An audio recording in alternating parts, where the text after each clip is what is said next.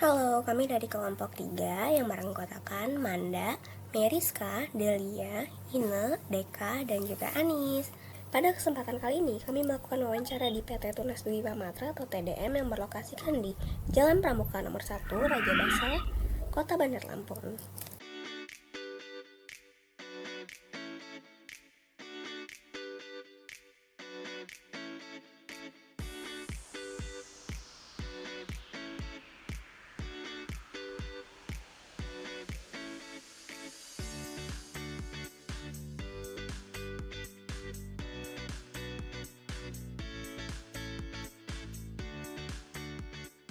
Selanjutnya, sekilas proses wawancara dan juga hasil presentasi dari kelompok kami. Dan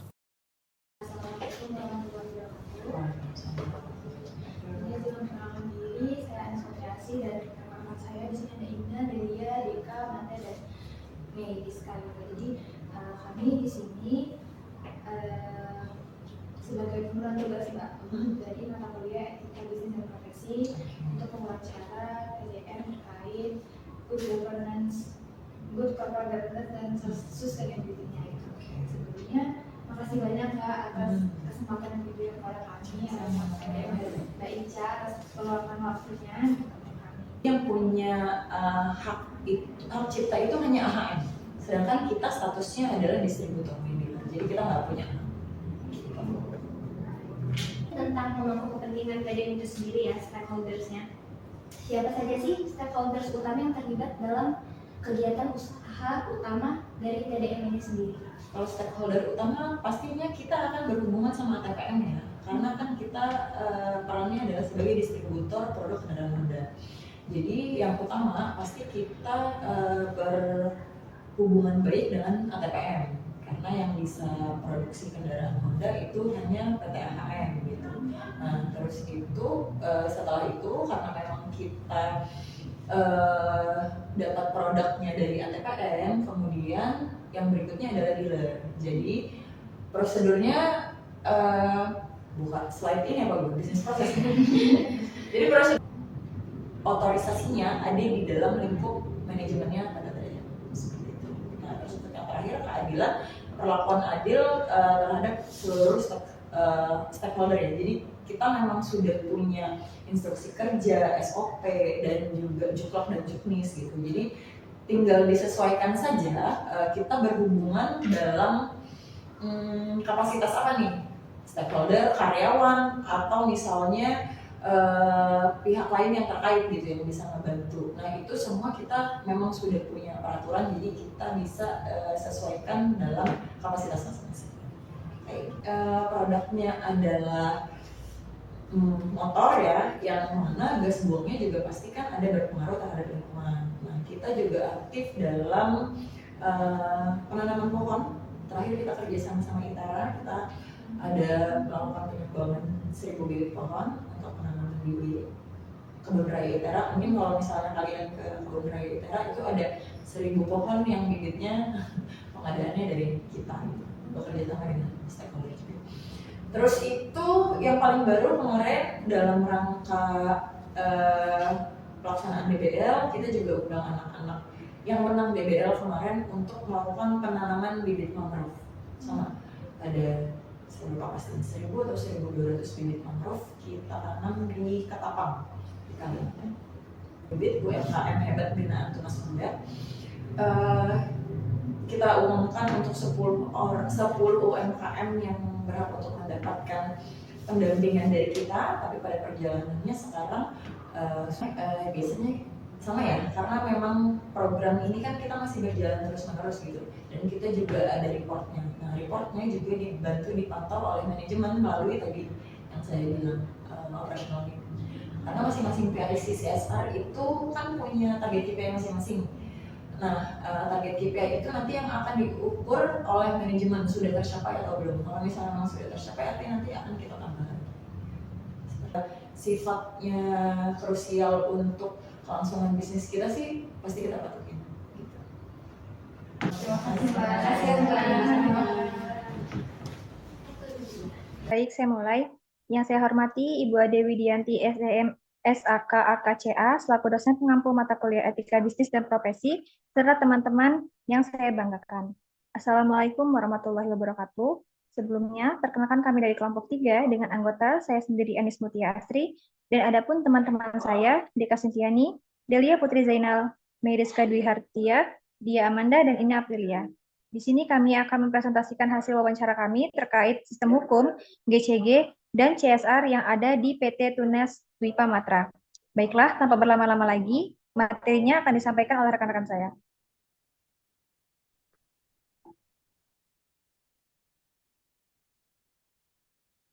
Baiklah, langsung saja yang pertama latar belakang, di mana di tengah dinamika industri otomotif Indonesia yang terus berkembang, perusahaan dituntut tidak hanya mengejar keuntungan semata, tetapi juga mampu menunjukkan komitmen terhadap integritas, tanggung jawab sosial, dan kepatuhan terhadap hukum. Nah, PT Tunas Dwi Pamatra sebagai main dealer sepeda motor Honda di wilayah Lampung menjadi salah satu perusahaan yang menarik untuk diamati dalam konteks tersebut. Melalui pendekatan observatif, kami ingin melihat lebih dekat bagaimana perusahaan ini menjalankan praktik bisnisnya dari sisi hukum dan etika, termasuk bagaimana status perusahaan sebagai subjek hukum, apakah apa saja objek hukum yang terlibat, serta bagaimana bentuk-bentuk perbuatan hukum seperti kontrak, kerjasama, dan tanggung jawab sosial yang dilaksanakan oleh perusahaan. Selain itu,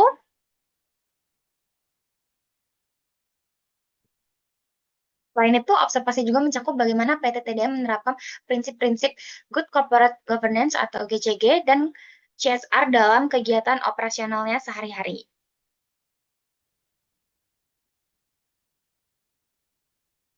Oke, untuk tujuannya pertama di sini kita akan untuk mengidentifikasi isu-isu hukum seperti subjek, objek, dan perbuatan hukum, lalu mengetahui peran tanggung jawab CSR, mengenal kepatuhan hukum yang wajib dipatuhi, mengetahui penerapan prinsip GCG di PT Tunas Dwi Matra, dan yang terakhir mengetahui mengapa perusahaan harus menjalankan bisnis dengan jujur dan bertanggung jawab. Lalu manfaat yang pertama, meningkatkan pemahaman tentang hubungan antara bisnis, hukum, dan tanggung jawab sosial. Yang kedua, memperoleh perspektif dari analisis akademik untuk meningkatkan tata kelola perusahaan. Dan yang terakhir adalah mendorong praktik bisnis yang transparan dan berkelanjutan demi perlindungan konsumen dan lingkungan. Baiklah, materi selanjutnya akan dijelaskan oleh rekan saya. Oke, selanjutnya tentang tinjauan pustaka yang pertama subjek dan objek hukum menurut Studi Nomor Tokusumo 2018, subjek hukum adalah segala sesuatu yang menurut hukum dapat memiliki hak dan kewajiban mencakup individu dan badan hukum. Sedangkan untuk objek hukum adalah segala sesuatu yang menjadi sasaran hak dan kewajiban dari sumber hukum, termasuk benda berwujud dan tidak berwujud. Pasal 49 KUHP Perdata menyatakan bahwa kebendaan adalah tiap-tiap barang dan tiap-tiap hak yang dapat dikuasai oleh hak milik. Kedua, legalitas usaha, yaitu sebuah bisnis telah diakui secara resmi oleh pemerintah dan beroperasi sesuai dengan peraturan yang berlaku. Ketiga, ada hak cipta dan kekayaan intelektual. Undang-Undang Nomor 28 Tahun 2014 tentang hak cipta. Hak cipta adalah hak eksklusif pencipta yang timbul secara otomatis setelah suatu ciptaan diwujudkan dalam bentuk nyata. Hak cipta dapat berupa kekayaan intelektual, mencakup paten, merek dagang, rahasia dagang, dan desain industri. Next.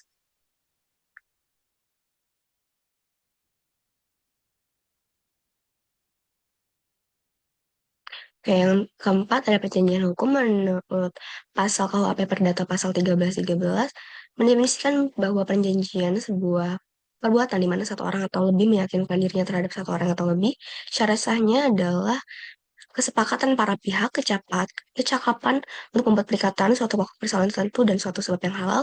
Hal persyaratan ini menurut KUHP Perdata 1320. Lalu yang kelima ada Good Corporate Governance atau GCG, yaitu adalah seperangkat prinsip tata kelola perusahaan yang memastikan perusahaan dijalankan secara transparan, akuntabel, adil, dan bertanggung jawab. Implementasi GCG ini di Indonesia diatur dalam Peraturan OJK Nomor 21 PJOK 04 2015 yang mengatur mengenai penerapan tata kelola perusahaan yang baik bagi perusahaan publik.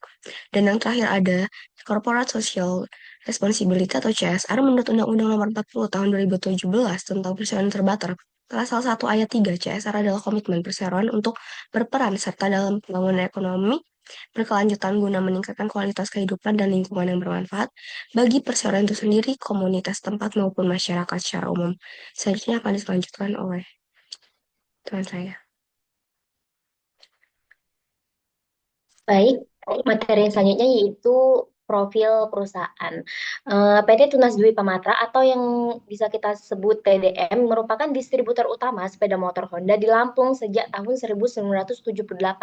Telah menjadi pemimpin pasar dengan menguasai 80% pangsa pasar sepeda motor Honda di wilayah tersebut.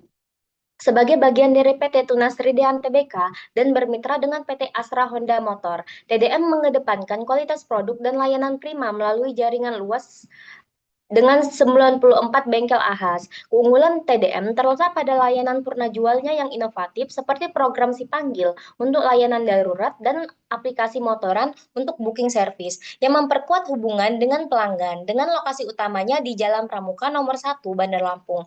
TDM terus mempertahankan reputasinya melalui manajemen handal dan SDM profesional, menjadikannya contoh sukses bisnis otomotif yang berkomitmen pada kepuasan konsumen. Next.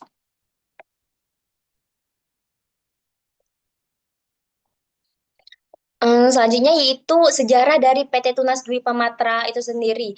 Pada 1948, Honda didirikan oleh Soichiro Honda dan Takeo Fujisawa di Jepang dengan tujuan awalnya itu untuk memberikan solusi transportasi yang efisien dan terjangkau. Dan pada tahun 1964, Honda mulai memasuki pasar internasional termasuk Indonesia dan sejak saat itu merek ini terus berkembang pesat. Di tahun 1967, sebuah perusahaan keluarga dengan nama PT Tunas Indonesia Motor didirikan sebagai importir dan penjual mobil bermerek Fiat, Holden, merchandise di Indonesia, baik dalam kondisi baru maupun bekas. Pada tahun 1974, Tunas Indonesia Motor ditunjuk sebagai dealer resmi untuk beberapa merek mobil, termasuk Toyota, Daihatsu, BMW, dan lain-lain di wilayah Jakarta dan sekitarnya. Next.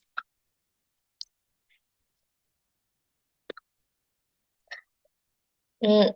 Dan di tahun 1974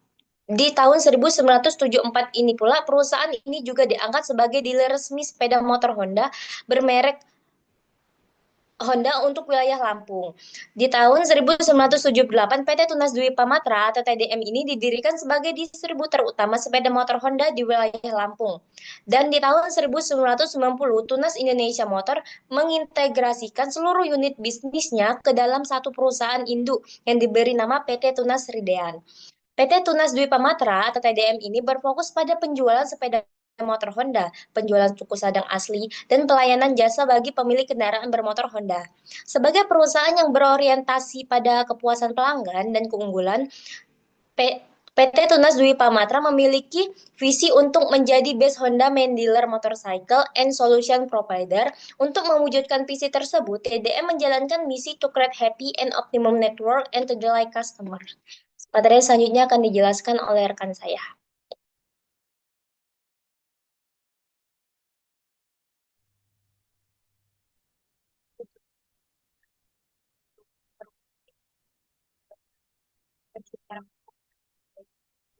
Badan hukum seperti contohnya perseroan terbatas.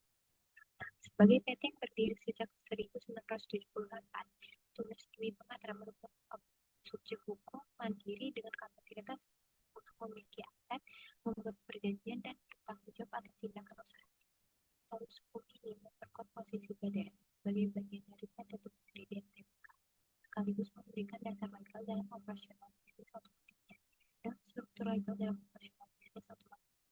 Tidak hanya terlindungi secara hukum, tetapi juga mampu tidak hanya terlindungi secara hukum, tapi juga mampu berkembang melalui kerja strategis dan pengalaman.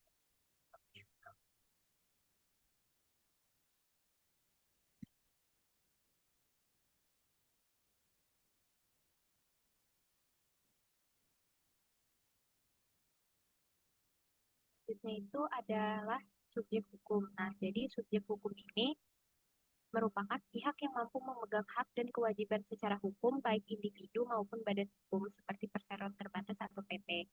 Sebagai PT yang berdiri sejak 1978, Tunas Dwi Pamatra merupakan subjek hukum mandiri dengan kapasitas untuk memiliki aset, membuat perjanjian, dan bertanggung jawab atas tindakan usahanya.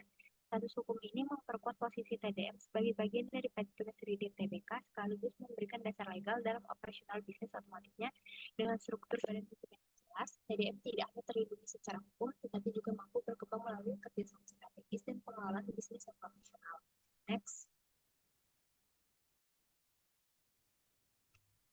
Selanjutnya itu ada objektif.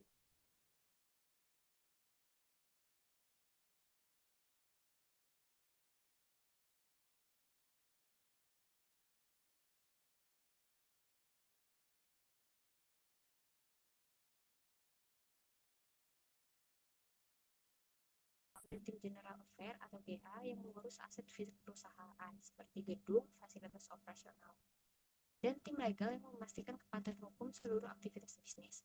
Sebagai perusahaan tertutup, detail aset TDM bersifat internal namun dikelola sesuai ketentuan hukum termasuk penggolongan berdasarkan KUHP untuk menjamin kepemilikan dan struktur pengelolaan komitmen TDM dalam menjaga aset sekaligus memitigasi risiko hukum.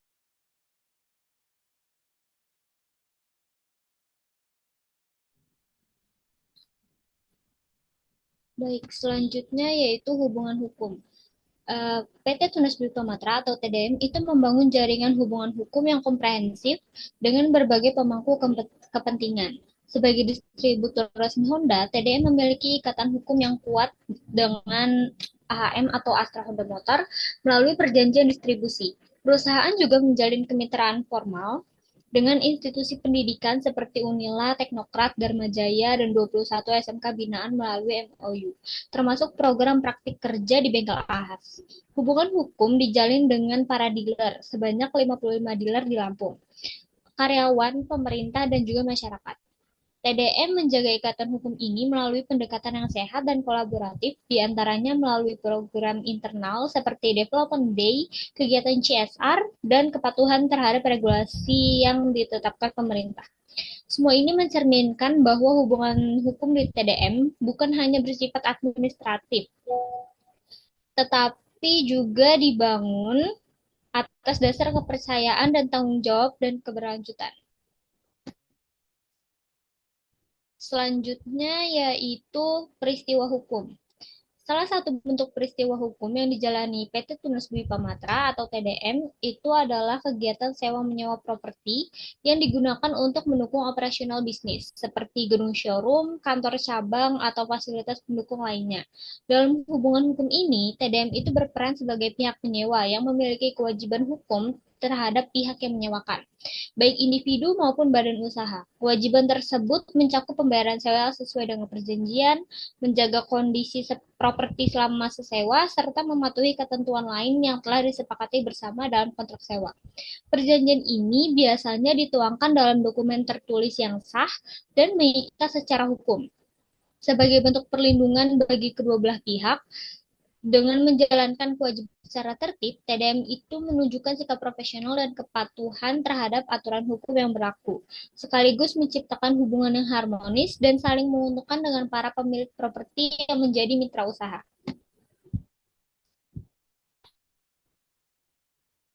Selanjutnya yaitu GCG atau Good Corporate Governance. GCG itu merupakan sistem tata kelola perusahaan yang berlandaskan prinsip transparansi, akuntabilitas, kemandirian, pertanggungjawaban, dan kewajaran. TDM ini secara konsisten menerapkan GCG melalui mekanisme activity plan meeting dan review bulanan untuk memastikan akuntabilitas kinerja, serta pelaporan berkala ke head office sebagai bentuk pengawasan berjenjang.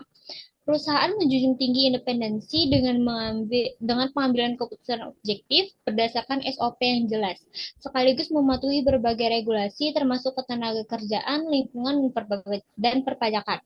Implementasi GCG di TDM itu tidak hanya memenuhi kewajiban hukum, tetapi juga menciptakan budaya perusahaan yang beretika dan berkelanjutan bagi seluruh stakeholders. Di sebelah kanan itu termasuk yang pertama ada supervisi ke salah satu cabang dan juga ada foto Development Day. Oke, selanjutnya yaitu Corporate Social Responsibility atau CSR. CSR itu merupakan komitmen perusahaan untuk berkontribusi pada pembangunan berkelanjutan melalui praktik bisnis yang bertanggung jawab terhadap pemangku kepentingan dan lingkungan. PT Tunas Bumi Matra secara konsisten memiliki CSR melalui tiga fokus utama. Yang pertama yaitu ada pendidikan dengan program pemagangan, beasiswa, dan pembinaan 21 SMK di Lampung. Yang kedua itu ada lingkungan itu melalui penanaman 1.000 pohon di Kebun Raya ITERA dan mangrove di Kalimantan, serta sosial ekonomi dengan pendampingan 10 UMKM binaan. Program CSR TDM dievaluasi rutin menggunakan KPI dalam operasional meeting bulanan, sementara kepatuhan hukum dijamin melalui pembaruan regulasi berkala dan pemenuhan kewajiban sebagai penyewa gedung. Implementasi CSR TDM tidak hanya memenuhi mandat Undang-Undang Nomor 40/2007, tetapi juga menciptakan nilai tambah bagi masyarakat dan lingkungan secara berkelanjutan. TDM juga itu bekerja sama dengan Mandiri, di mana TDM itu dengan Mandiri Finance, di mana TDM itu menyediakan jasa kredit, yang di mana kredit-kredit itu di dikelola dengan Bank Mandiri itu. Oke, selanjutnya akan dijelaskan oleh teman saya. Oke, baik, saya kembalikan ke moderator. Baiklah, dari hasil pemaparan materi tadi, kami menarik kesimpulan bahwa PT Tunas Dwi Pamatra telah secara menyeluruh menerapkan prinsip hukum, etika bisnis, dan good corporate governance dalam operasionalnya. Perusahaan memiliki legalitas lengkap, menjalankan hubungan bisnis secara formal dan sah, serta mengedepankan transparansi dan akuntabilitas dalam pengambilan keputusan. Selain itu, TDM aktif menjalankan program Corporate Social Responsibility atau CSR yang berdampak positif bagi masyarakat dan lingkungan. Secara keseluruhan, TDM berhasil mengintegrasikan kepatuhan hukum, pengelolaan, dan tanggung jawab sosial, sehingga memperkuat posisi perusahaan dan membangun kepercayaan publik.